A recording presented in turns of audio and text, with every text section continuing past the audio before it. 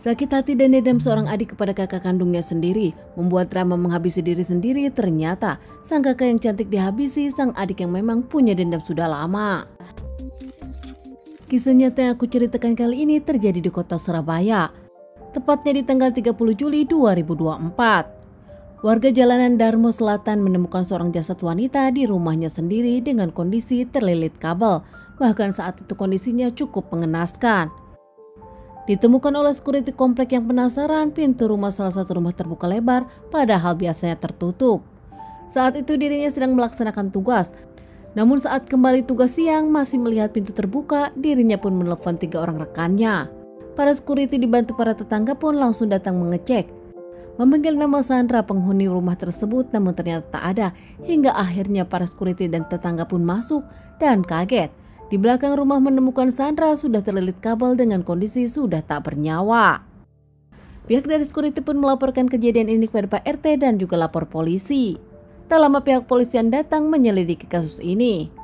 Di awal pihak polisian mengira kalau ini kasus bundir menyelesaikan diri sendiri.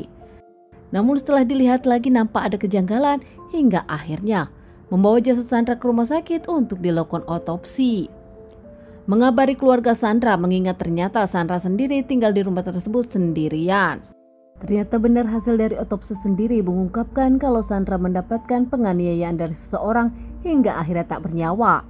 Dan nampaknya seseorang membuat Sandra terlihat seperti menghabisi diri sendiri.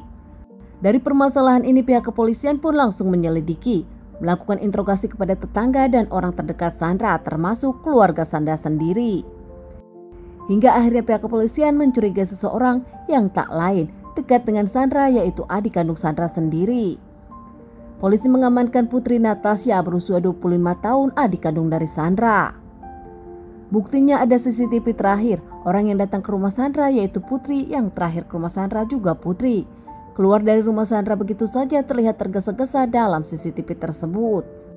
Di awal Putri sendiri mengelak. Namun setelah diperlihatkan semua bukti-bukti yang ada, Putri pun akhirnya mengakui.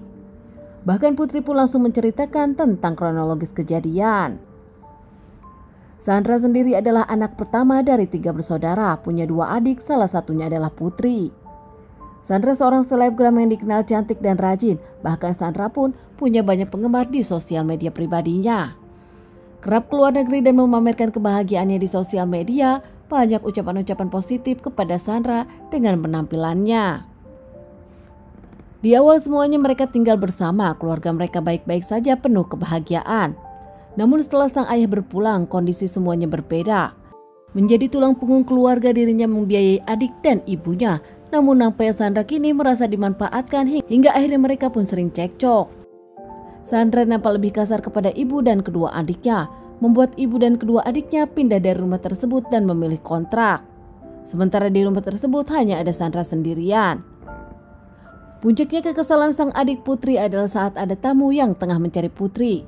Tamu tersebut ternyata tamu dari perusahaan Putri yang mengabarkan kalau Putri mendapatkan somasi dari kantor terkait menggelapkan beberapa uang punya perusahaan. Saat itu Sandra mengungkapkan kalau Putri sang adik sudah tak tinggal bersama dirinya, kemudian tamu tersebut pulang.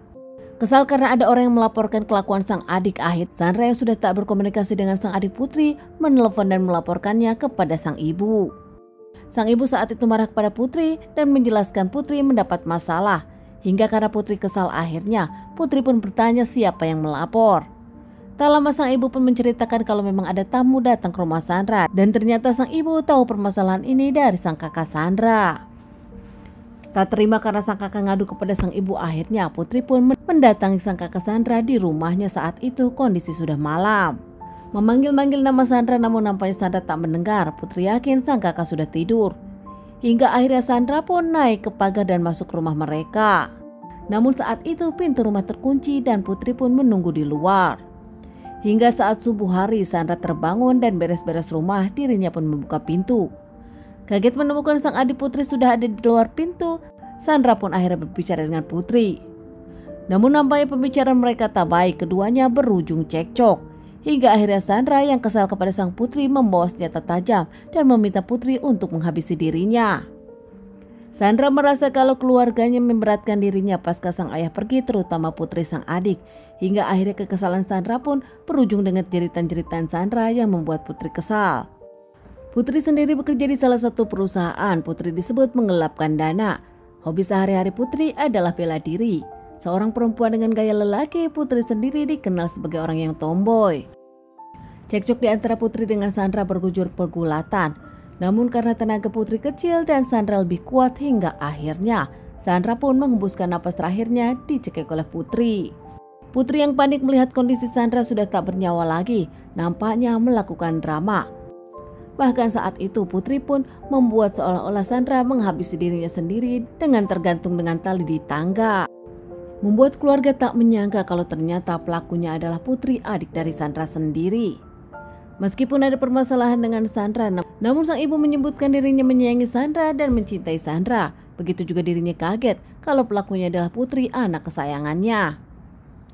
Putri diamankan pihak yang berwajib dan menjalani persidangan. Bahkan Putri pun divonis hukuman 15 tahun penjara. Mengaku menyesal menghabisi kakaknya sendiri, Putri mengungkapkan di awal dirinya tak pernah punya niatan. Teman-teman, sekian dulu bahasan kasus yang aku bawakan kali ini. Semoga ini bisa dijadikan pelajaran untuk kita dan ditunggu bahasan kasus-kasus selanjutnya.